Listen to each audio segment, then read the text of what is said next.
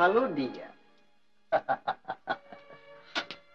నా ఇల్లాలు అనురాధ, ఉత్తమురాలు, అతిలోక సుందరి, అందం ఆనందం కలబోసి పోసిన బంగారు బొమ్మ.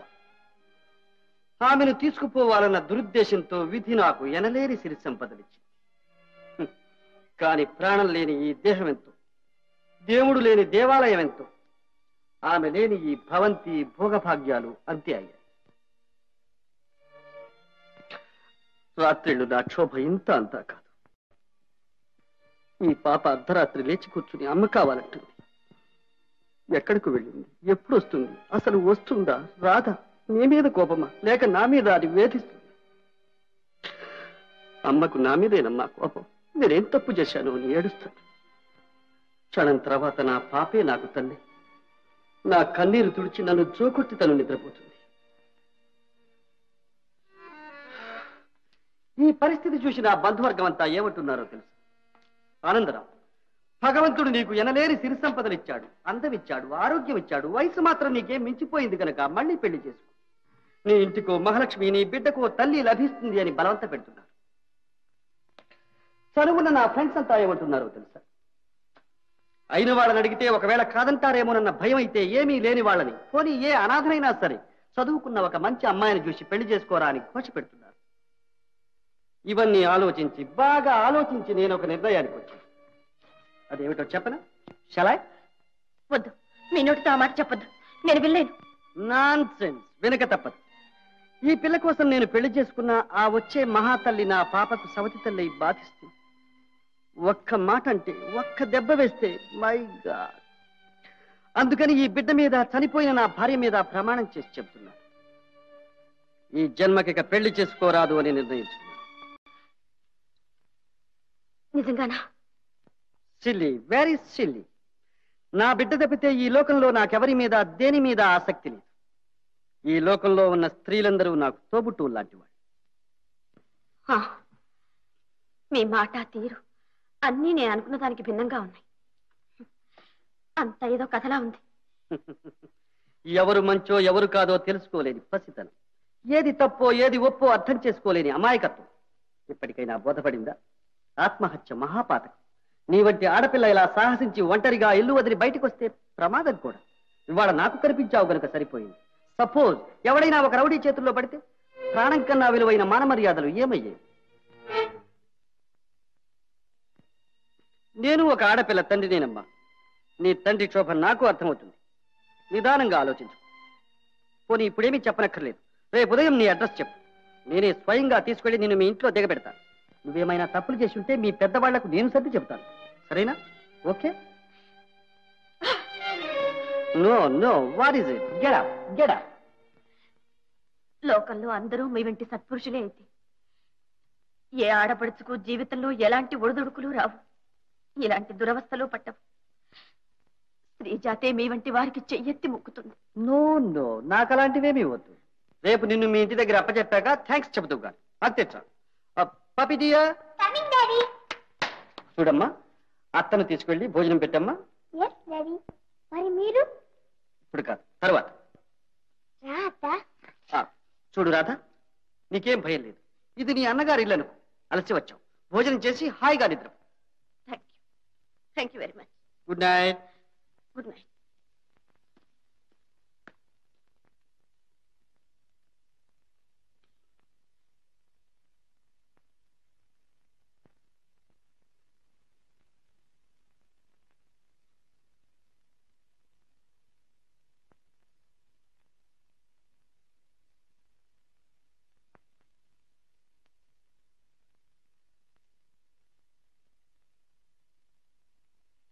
ఏం అలా కూర్చున్నా?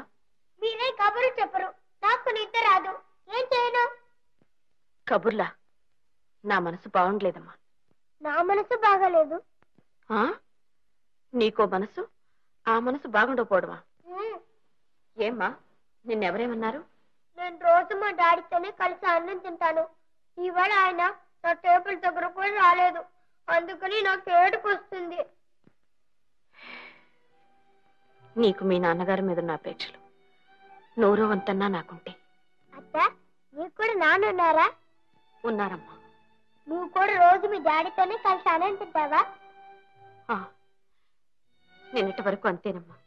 మా డాడీతో అన్నం తినలేదని నాకు ఎలాగో ఉంది. నీకు అంతేనా? మీ నాన్న కోసం నువ్వు బెంగ పెట్టుకున్నావా? పప్పి పడుకోమ్మా, పొద్దుపోయింది. పడుకుంటే నిద్ర రాదుగా. ఏ? మా నాన్న రావాలి, కథలు చెప్పాలి. పోనీ ఇవాళ నువ్వు మంచి కథ చెప్పు. కథ? జీవితమే ఒక కథలా ఉందమ్మా. చెప్పు, అదే చెప్పు. కొత్త కదా. Daddy daddy daddy daddy. Good morning dear. Good morning daddy.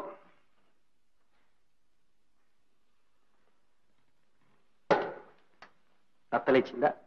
Coffee తాగిందా? ఇవాళ మనం అత్తతో కలిసి వాళ్ళ ఊరు వెళ్దాం. ఏ అదా సంగతి? What is it dear? అత్త వాళ్ళ ఊరు వెళ్ళిపోయింది డాడీ. అవును డాడీ, ఇల్లంతా అడిగాను, ఎక్కడ కనిపించలేదు. Is it?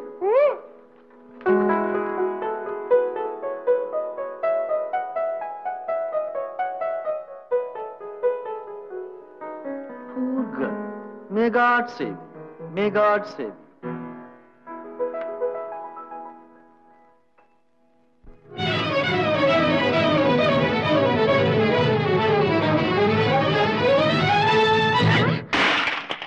ఎవతవే నువ్వు?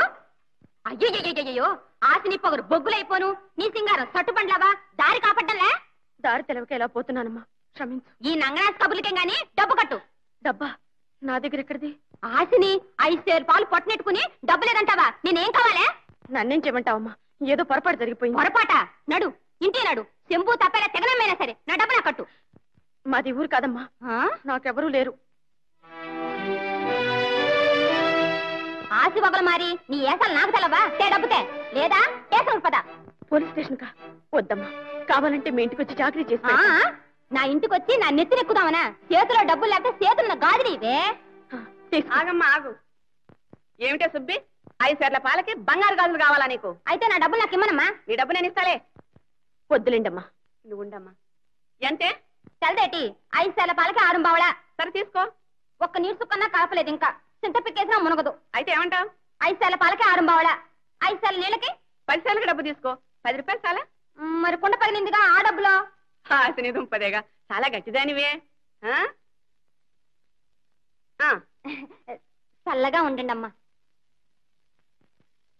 రామ్మా రా.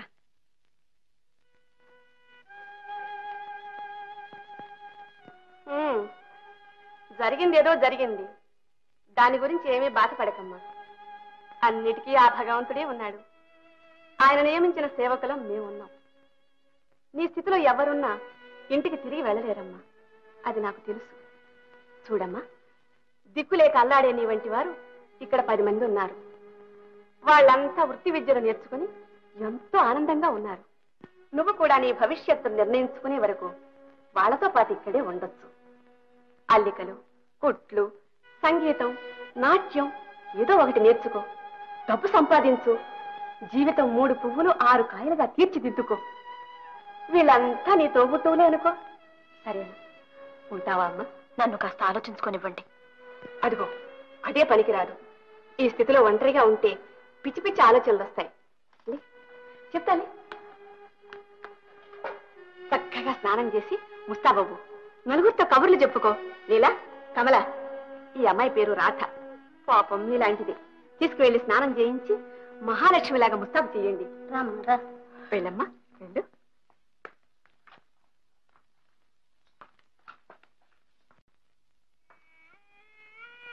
బాబు కాంతంతా ఎంగిలి పదండి బాబు. ఎట్లా తినమంటావు? తిండి తిప్పలు లేకుండా నా బిడ్డ ఎక్కడ అవస్థ పడుతుందో ఏమో. అందుకని మీరు కూడా నిద్ర ఆహారాలు మానుకొని బాధపడతా కూర్చుంటే ఏ లాభం చెప్పండి? బాధగా ఇంకేమని సుబ్బన్న, ఎంతసేపు నా మాట నా గౌరవం అంటూ అహంకారంలో పడి దాని మనసు ఏమిటో ఎన్నడూ కనుక్కోలేకపోయాను. చేతులారా నా బిడ్డ బ్రతుకు అధ్వానం చేశాను. అట్టగాని ఊరికే కూర్చుంటే ఏటా? పోనీ పోలీసు వాళ్ళకన్నా రిపోర్ట్ చేయండి బాబు. వద్దురా, వద్దు. నేనే వెళ్ళి స్వయంగా వెతుకుతాను.